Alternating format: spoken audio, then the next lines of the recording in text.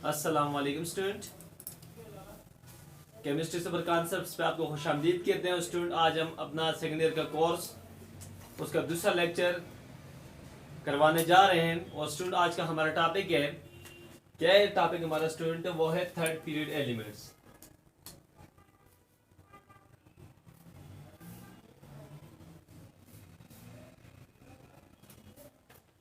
Student सबसे पहले define करते हैं कि इसका पीरियड को कि पीरियड क्या होता है। पीरियड के the horizontal rows in the periodic table are called periods. की जो हॉरिजॉन्टल रोज होती है पीरियोडिक टेबल के अंदर उसको क्या कहते हैं स्टूडेंट, उनको पीरियड्स कहते हैं। Horizontal rows from left to right इनको क्या कहा जाता है, उनको पीरियड्स कहते हैं। अब स्टूडेंट हम बात करते हैं थर्ड पीरियड एलिमेंट्स की। थर्ड पीरियड एलिमेंट्स की अगर आप पीरियोडिक टेबल में देखें, पहली रो, दूसरी रो और तीसरी रो, मतलब कि तीसरी रो में जितने भी एलिमेंट्स हैं हम उन पे जो है बात करेंगे। तो third period element contains, third period elements के अंदर अब कौन कौन से एलिमेंट है थर्ड पीरियड के अंदर उस पे बात करते हैं। उनमें है sodium, magnesium, aluminium, silicon, phosphorus, sulphur, chlorine and argon. नम अलसी पस क्लार, इसको याद करने का फार्मूला है। नम अलसी पस क्लार, नम अलसी पस क्लार। क्या sodium, magnesium, aluminium, silicon, phosphorus, sulphur, chlorine and argon. तो these are the members of third period. ये क्या है, मेंबर्स है थर्ड पीरियड्स के। अगर इनके कुछ फैक्ट्स पे बात करें स्टूडेंट, तो थर्ड पीरियड एलिमेंट्स के अंदर, थर्ड पीरियड एलिमेंट्स के अंदर क्या है स्टूडेंट, ये अगर मैं आपके सामने जरा खुल के लिखूं तो क्या sodium, magnesium, aluminium, silicon, phosphorus, sulphur, chlorine and argon. ये स्टूडेंट, तो third period element contain both s and p block element. जो थर्ड पीरियड एलिमेंट है उनके अंदर एस ब्लॉक एलिमेंट भी है और पी ब्लॉक एलिमेंट भी है। ये दोनों जो स्टूडेंट ये एस ब्लॉक है और जो रिमेनिंग जितने भी हैं स्टूडेंट ये क्या, ये पी ब्लॉक है। इसके अलावा स्टूडेंट अगर बात करें third period element also contain metal, metalloids and non metals. इसमें क्या है, इसमें मेटल भी है, मेटालाइट्स भी है और नॉन मेटल्स भी हैं। तो देखते हैं स्टूडेंट इनमें मेटल कौन से हैं। इनमें सोडियम, मैग्नीशियम, एल्युमिनियम स्टूडेंट ये क्या, ये मेटल्स हैं, ये मेटल्स हैं। और phosphorus, chlorine, phosphorus, sulphur, chlorine and argon ये क्या स्टूडेंट, ये नॉन मेटल्स हैं। और अगर सिलिकॉन की बात करें स्टूडेंट ये क्या है, मेटालाइट्स है। ये क्या है, मेटालाइट है। ना मेटल है और ना नॉन मेटल है, क्या है, मेटालाइट है। अब स्टूडेंट जो सिलिकॉन है, क्योंकि इसकी मोस्टली जो प्रॉपर्टीज हैं ये मैच नॉन मेटल्स के साथ भी क्या करते हैं स्टूडेंट, मैच करती हैं। तो दैट इज व्हाई जो बास बुक्स है वो क्या कहती है, सिलिकॉन को नॉन मेटल कहती हैं। तो स्टूडेंट ये कुछ ब्रीफ सा इंट्रोडक्शन था थर्ड पीरियड एलिमेंट्स का। और इसके अलावा इस पीरियड के बारे में आपको ये बताता चलूं कि ये कंसिस्ट होता है कितने एलिमेंट पे, 2, 4, 6 एंड 8। ये 8 एलिमेंट पे क्या होता है स्टूडेंट, कंसिस्ट होता है। और अगर इसकी आउटर इलेक्ट्रॉनिक कॉन्फ़िगरेशन की बात की जाए, इसकी outer electronic configuration NsNp। NsNp ये क्या है स्टूडेंट, 0 to 2 और ये 0 to 6। या स्टूडेंट आप सोडियम के लिए क्या होगा, NS1, इसके लिए NS2, इसके लिए NP1, इसके लिए NP2, इसके लिए NP3, इसके लिए NP4, इसके लिए NP5 और इसके लिए NP6। तो स्टूडेंट ये क्या होगा, ये इनकी वैलेंस इलेक्ट्रॉनिक कॉन्फ़िगरेशन है। वैलेंस इलेक्ट्रॉनिक कॉन्फ़िगरेशन क्या है, NS 0 to 2 एंड क्या स्टूडेंट NP 0 to 6। तो ये इनकी क्या स्टूडेंट वैलेंस इलेक्ट्रॉनिक कॉन्फ़िगरेशन है। अब स्टूडेंट इनकी कुछ प्रॉपर्टीज पे बात करते हैं। जो थर्ड पीरियड है स्टूडेंट इसको शॉर्ट पीरियड भी कहा जाता है। इसकी प्रॉपर्टी से पहले आपको ये भी बताता चलो कि इनको शॉर्ट पीरियड भी कहते हैं। इस पीरियड को क्या कहते हैं स्टूडेंट, शॉर्ट पीरियड बी कहते हैं। इसके अलावा स्टूडेंट अगर बात करें थर्ड पीरियड एलिमेंट पे, तो थर्ड पीरियड एलिमेंट की जहां तक बात है स्टूडेंट, तो अब इनकी जहां तक इनकी एटॉमिक प्रॉपर्टीज की बात है, तो उन पे जरा बात करते हैं कि इनकी एटॉमिक प्रॉपर्टीज के atomic and physical properties of third period element.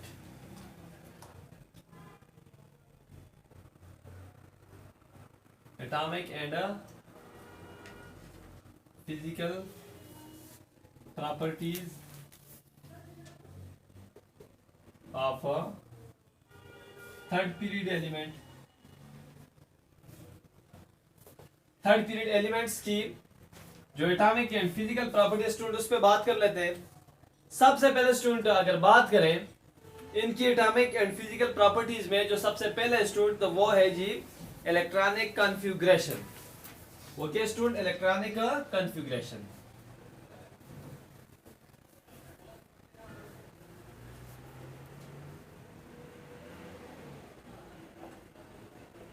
Electronic configuration के student, electronic configuration is the arrangement of electron in shell and subshell around the nucleus of an atom is called electronic configuration। कि इलेक्ट्रॉनों की arrangement shell के अंदर और सब shell के अंदर अराउंड द न्यूक्लियस, उसको क्या कहते हैं स्टूडेंट? उसको इलेक्ट्रॉनिक कॉन्फ़िगरेशन कहते हैं।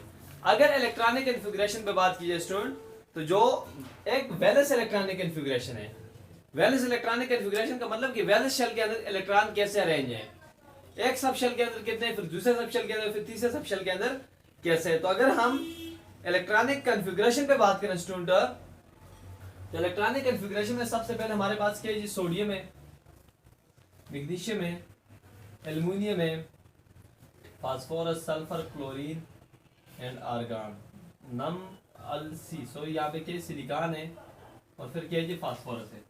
तो स्टूडेंट अगर बात करें इसकी इलेक्ट्रॉनिक कॉन्फ़िगरेशन की, तो अब मैंने आपको कहा कि इनकी वैलेंस इलेक्ट्रॉनिक कॉन्फ़िगरेशन है NS, मींस कि 0 to 2, या इवन आप इसको 1 to 2 भी कर सकते हैं, या क्या NP क्या 0 to 6।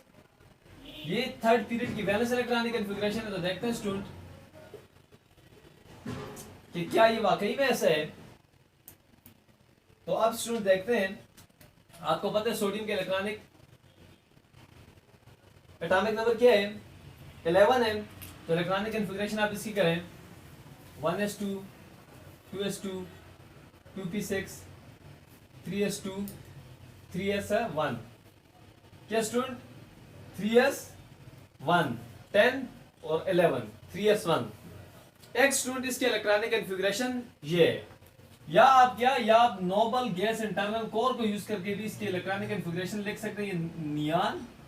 नियान के एटॉमिक नंबर क्या स्टूडेंट? 10 और साथ में 3s1। ये भी इलेक्ट्रॉनिक कॉन्फ़िगरेशन है किस चीज का? सोडियम का। तो स्टूडेंट ये इसकी वैलेंस इलेक्ट्रॉनिक कॉन्फ़िगरेशन है। तो अब आप ये बात नोटिस करेंगे कि जो सोडियम है, सोडियम की वैलेंस इलेक्ट्रॉनिक कॉन्फ़िगरेशन क्या होगी?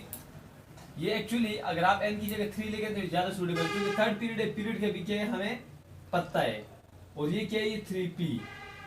तो ये इसकी क्या इलेक्ट्रॉनिक कॉन्फ़िगरेशन है? तो 3s और 3p। जब आप सोडियम की बात करते हैं तो सोडियम में यहाँ पे एक इलेक्ट्रॉन होता है, p आगे क्या होता है? खाली होता है। फिर जब मैग्नीशियम की बात आती है तो वैलेंस केस में इधर 2 इलेक्ट्रॉन आ जाते हैं, p तब भी खाली होता है। जब आप एल्युमिनियम की बात करें तो एल्युमिनियम में ये कंप्लीटली फिल्ड होता है, p में एक इलेक्ट्रॉन आ जाता है। जब आप सिलिकॉन की बात करते हैं तो सिलिकॉन में इधर 2 इलेक्ट्रॉन कंप्लीटली फिल्ड और इधर एक और इलेक्ट्रॉन आ जाते हैं, दूसरे भी। फास्फोरस के केस में तीसरा भी आ जाता है, इधर चौथा इलेक्ट्रॉन। क्लोरीन के लिए 5वां भी आ जाता है, और आर्गन के लिए 6वां भी आ जाता है। तो आर्गन के लिए जो ये है, तो ये 3s2 3p6 के वैलेंस इलेक्ट्रॉनिक कॉन्फ़िगरेशन है। इसके लिए क्या 3s2 3p5 है, और इसके लिए अगर बात करें तो 3s2 3p4, और इसके लिए अगर बात करें तो 3s2 3p3, और इसके लिए क्या 3s2 3p1, ये सॉरी 3p2, और इसके लिए क्या 3s2, इसके लिए ये आ गया। इसके लिए क्या 3s2 और 3p0, और इसके लिए क्या 3s1 और 3p0। तो स्टूडेंट ये क्या इनकी इलेक्ट्रॉनिक कॉन्फ़िगरेशन है। अगर आप इसको 1 by 1 यहाँ पे करना चाहे तो आप मैं आपके सामने लिख देता हूँ इसके इलेक्ट्रॉनिक कॉन्फ़िगरेशन। मैग्नीशियम क्या आ जाएगी, क्या 1s2 2s2 2p6 3s2, ठीक है। ये आ गई इसकी इलेक्ट्रॉनिक कॉन्फ़िगरेशन। या आप इसको नियान को इंटरनल कोर लेके और साथ में क्या 3s2, ये भी क्या इसके इलेक्ट्रॉनिक कॉन्फ़िगरेशन है। इसके बाद अगर आप ये करें एल्युमिनियम के 13 है तो 1s2 2s2 2p6 3s2 3p1। या आप क्या जी आप नियान को यूज करके भी एज एन इंटरनल कोर की नियान, ठीक है, विद 3s2 3p1। अब इसी तरह स्टूडेंट आप ये सिलिकॉन के लिए भी आप कर सकते हैं। सिलिकॉन 14 है 1s2 2s2 2p6 3s2 3p2। या आप क्या नियान 3s2 3p2। अब स्टूडेंट इसी तरह आप इसके लिए भी कर सकते हैं, जब 1s2 2s2 2p6 3s2 3p3। या क्या नियान को इंटरनल कोर यूज करो 3s2 3p3। तो अब टू सो ऑन स्टूडेंट आप इस तरह जो आप आते जाएंगे और जब आप आर्गान पे पहुंच जाएंगे तो आर्गान पे ये क्या होगा, आर्गान पे ये होगा कि 1s2 2s2 2p6 3s2 3p6। यहाँ पे देखें दोनों को दोनों के जो वैलेंस शेल है वो कंप्लीटली फिल्ड है और इसी वजह से आर्गान क्या होता है, एनोट होता है। या आप इसको क्या इसको आप कर सकते हैं नियान 3s2 3p6। इस तरह से आप इनके लिए इलेक्ट्रॉनिक कॉन्फ़िगरेशन लिख सकते हैं स्टूडेंट। तो ये इनकी क्या है, वैलेंस इलेक्ट्रॉनिक का कॉन्फ़िगरेशन है। अब स्टूडेंट अगर बात करें इनकी अगली प्रॉपर्टीज है तो प्रॉपर्टी पे, तो वो है स्टूडेंट इनका क्या, एटॉमिक रेडियाई। एटॉमिक रेडियाई पे बात कर देते हैं कि एटॉमिक रेडियाई क्या है।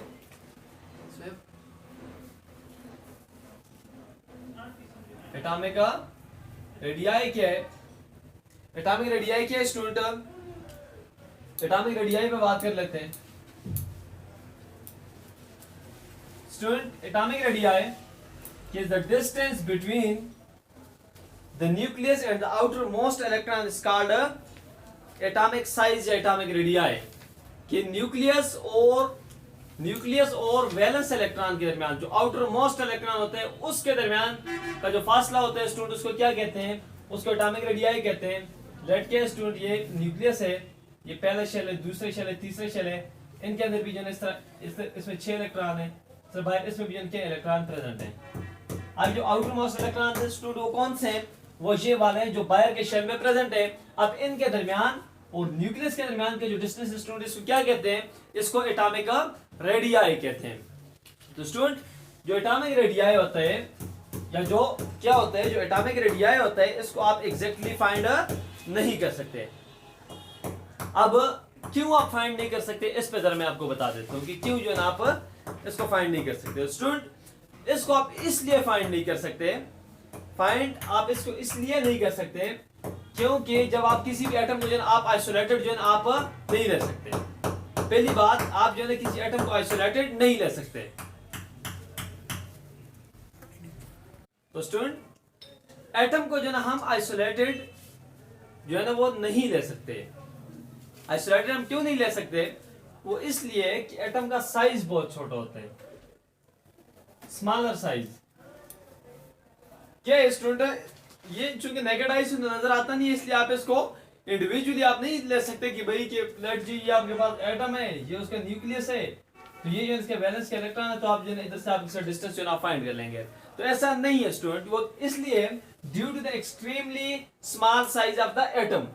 तो आप जो है ना आइसोलेटेड एटम आप नहीं ले सकते। आपके पास क्या होता है स्टूडेंट, ग्रुप ऑफ एटम होता है। क्या होता है स्टूडेंट, ग्रुप ऑफ एटम होते हैं। लेट फॉर एग्जांपल आपके पास क्या है जी, ग्रुप ऑफ एटम या इसको क्लस्टर ऑफ एटम भी आप कह सकते हैं, जो हमें नजर आ रहा होता है नेकेड आई से या इवन किसी टेक्निक से। लेट यहाँ पे क्या स्टूडेंट, बहुत ज्यादा के एटम्स हैं। तो स्टूडेंट यहाँ पे आप exact position of the electrons find नहीं कर सकते क्योंकि यहाँ पे जो एटम्स हैं वो डिफरेंट इलेक्ट्रोनेगेटिविटी के हैं। तो अब यहाँ पे आप किस तरह फाइंड करेंगे कि क्या जो इलेक्ट्रॉन है वो कौन से एटम के न्यूक्लियाई के करीब है, आप फाइंड नहीं कर सकते। अब यहाँ पे जाहिर सी बात है जो इलेक्ट्रॉन होगा वो उसी न्यूक्लियाई के करीब होगा जो कि मोर इलेक्ट्रोनेगेटिव एटम की हो, तो लिहाजा हम exact position of the electron find नहीं कर सकते। तो जब आप exact position of the valence electron आप फाइंड नहीं कर सकते तो इसका मतलब है कि आप the distance between the nucleus and valence electron आप फाइंड नहीं कर सकते। और जब आप ये डिस्टेंस फाइंड नहीं कर सकते इसका मतलब है कि आप एटॉमिक साइज या एटॉमिक रेडियाई ये जो आप एग्जैक्टली फाइंड नहीं कर सकते। तो स्टूडेंट एटॉमिक रेडियाई जो है it is also known as atomic size. इसको क्या कहते हैं? एटॉमिक साइज कहते हैं स्टूडेंट। इसको क्या कहते हैं स्टूडेंट? Atomic size. अब स्टूडेंट इसकी जो एक और रीजन है, एक और रीजन इसकी ये है कि there is no shortcut boundaries between orbitals. क्या कि जो एटम है, लेट आपके पास क्या है, ये न्यूक्लियस है, जो उसके क्या जी शेल्स हैं, शेल्स के अंदर आपके पास क्या होंगे? डिफरेंट ऑर्बिटल्स होंगे। वो जाहिर सी बात है, आपने सुना है कि एटम क्या, एटम के अंदर जो इलेक्ट्रॉन होते हैं वो एज अ वेव भी बिहेव करते हैं। तो यहाँ पे जो ना ये लेट अगर एक ऑर्बिटल है, ये कोई दूसरा ऑर्बिटल है, इनके दरमियान कोई क्लियर कट बाउंड्री नहीं है, कोई क्लियर कट बाउंड्री नहीं है। तो लिहाजा आपको ये पता नहीं चल सकता कि इलेक्ट्रॉन नीचे कितने एक्सटेंड तक आएगा और ऊपर कितने एक्सटेंड तक जाएगा। आपको जब इस बात का पता नहीं है, exact location of the electron का पता नहीं है, वही बात, तो फिर आपको इस डिस्टेंस का पता नहीं न्यूक्लियस और आउटर इलेक्ट्रॉन के दरमियान, और जब आपको इस डिस्टेंस का पता नहीं है तो आपको इसका मतलब है कि आप एटॉमिक साइज को आप बिल्कुल एक्यूरेटली आप फाइंड नहीं कर सकते। एब्सोल्यूट वैल्यू जो आप फाइंड नहीं कर सकते। ये एक एवरेज वैल्यू है, ये एक रिलेटिव वैल्यू है। अब स्टूडेंट अगर बात करें इसकी डिटर्मिनेशन में कि एटॉमिक साइज को कैसे डिटरमिन किया जाता है, तो उसकी कुछ टेक्निक स्टूडेंट मैं आपको बता देता हूं कि how to determine atomic size. इसके लिए जो यूज होते हैं, जो टेक्नोलॉजीज यूज होती हैं, उसमें स्टूडेंट सबसे पहले प्रैक्टिकली इसको जो मेजर किया जाता है, वो जो तरीके स्टूडेंट वो क्या है, वो है बॉन्ड लेंथ से जो ना ये सारी की सारी चीजें डिराइव की जाती हैं। एक student X-ray diffraction technique, X-ray diffraction technique, X-ray diffraction technique को यूज करके जो ना आप क्या कर सकते हैं, आप atomic size of the element जो ना आप फाइंड कर सकते हैं स्टूडेंट। अब इसके बाद स्टूडेंट आप electron diffraction technique, electron diffraction technique को यूज करके जो ना आप क्या कर सकते हैं, आप एटॉमिक साइज आप फाइंड कर सकते हैं। अगर तीसरी पे बात करें स्टूडेंट तो आईआर स्पेक्ट्रोस्कोपी, इंफ्रारेड स्पेक्ट्रोस्कोपी को यूज करके आप एटॉमिक साइज जो ना आप क्या कर सकते हैं स्टूडेंट, आप ये फाइंड कर सकते हैं। IR spectroscopy, IR spectroscopy. इसके अलावा स्टूडेंट जो आखिरी मेथड है जिससे आप एटॉमिक साइज को मेजर करते हो या एटॉमिक रेडियाई को डिटरमिन करते हो, that is known as what student, NMR, nuclear magnetic radiation, NMR spectroscopy. तो इन स्पेक्ट्रोस्कोपिक टेक्निक्स को यूज करते स्टूडेंट आप क्या कर सकते हैं, आप एटॉमिक रेडियाई आप क्या कर सकते हैं स्टूडेंट, आप मालूम कर सकते हैं। स्टूडेंट अब आपके सामने मैं क्या लिखता हूं, आपके सामने मैं कुछ जो एलिमेंट्स है ग्रुप थर्ड के मैं आपके सामने वो लिखता हूं। वो कौन सा है जी, sodium, magnesium, aluminium, phosphorus, sulphur, silicon, student silicon, phosphorus, sulphur, chlorine, argon, ये आपके सामने मैं लिख देता हूं। अब स्टूडेंट ग्रुप थर्ड एलिमेंट, ये क्या है, ये क्वालिटी है और ये प्रॉपर्टी है ग्रुप थर्ड एलिमेंट्स की कि दे हैव मेटालिक रेडियाई, इनकी क्या student, metallic radii, covalent radii and van der Waals radii. Student इन दोनों की कौन सी रेडियाई है, metallic radii, metallic radii. Metallic radii, metal का जो एटॉमिक साइज होता है उसको हम in terms of metallic radii जो क्या करते हैं उसको स्टडी करते हैं। जहां तक बात है ये सॉरी एल्युमिनियम को भी साथ मिला के इनको हम किस में स्टडी कर रहे हैं student, covalent radii, covalent radii. और स्टूडेंट जो आर्गन है, आर्गन इसकी जो रेडियाई है उसको क्या कहते हैं, उसको वान डेर वाल्स रेडियाई कहते हैं student. van der Waal radii. The group third elements have metallic radii, covalent radii and van der Waal radii. Student ये इनकी क्या एक क्वालिटी है. अब स्टूडेंट अगर इनकी ट्रेंड पे बात करें, ट्रेंड पे बात करते हैं कि एटॉमिक रेडियाई किस तरह वेरी करती है किसी पीरियड के अंदर. तो atomic radii decreases from left to the right. Left to the right student क्या होती है, डिक्रीज होती है. ये क्या स्टूडेंट, ये एक जनरल ट्रेंड है, इसका एक जनरल ट्रेंड है कि atomic radii decreases from left to the right. अब स्टूडेंट ये क्यों डिक्रीज होती है, लेकिन यहाँ पे एंड पे जाके आर्गन का साइज फिर भी बड़ा होता है. ये क्यों होता है स्टूडेंट, ये मैं आपको बताने जा रहा हूं.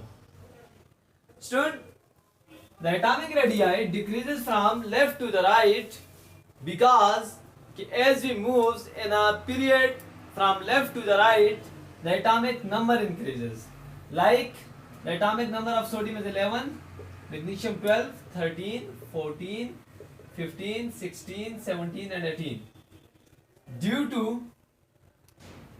to the increase in atomic number, the number of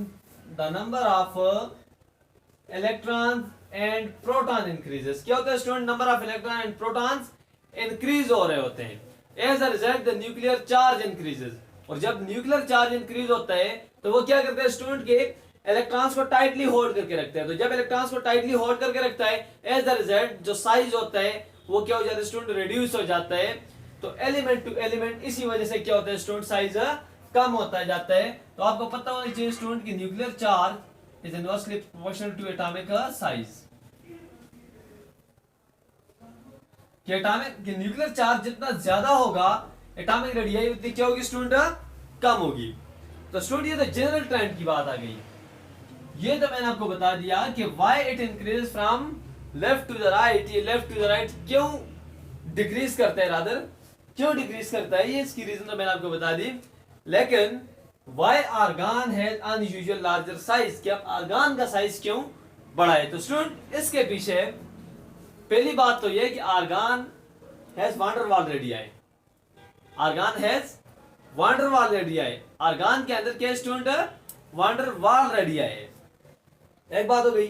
and van der Waal radii is greater than the other radii, जो कि क्या होते हैं बाकी रेडियाई से बड़ा होता है. दूसरी बात कि the electrons in the argon are non bonded. Argon क्या होते हैं, नॉन बॉन्डेड होते हैं, कोई बॉन्ड नहीं बनाता, जिसकी वजह से इसका साइज क्या होता है स्टूडेंट, अनयूजुअल लार्ज होता है. तो स्टूडेंट ये बात आ गई इनके एटॉमिक साइज के ऊपर. स्टूडेंट आज के लिए इतना ही. इंशाल्लाह अपने अगले लेक्चर में यहाँ से आगे कंटिन्यू करेंगे. लेकिन अगर आपने अभी तक चैनल सब्सक्राइब नहीं किया तो इसको सब्सक्राइब करें, बेल आइकन को प्रेस करें ताकि हर नए आने वाली वीडियो का नोटिफिकेशन आपको मिलता रहे. इंशाल्लाह स्टूडेंट ये पूरा कोर्स मैं इस चैनल पे कराऊंगा. आपने मेरे साथ रहना है और इंशाल्लाह बहुत सारे सुपर फैक्ट्स एंड कॉन्सेप्ट्स जो मैं आपको बताऊंगा यहाँ. So thank you so much.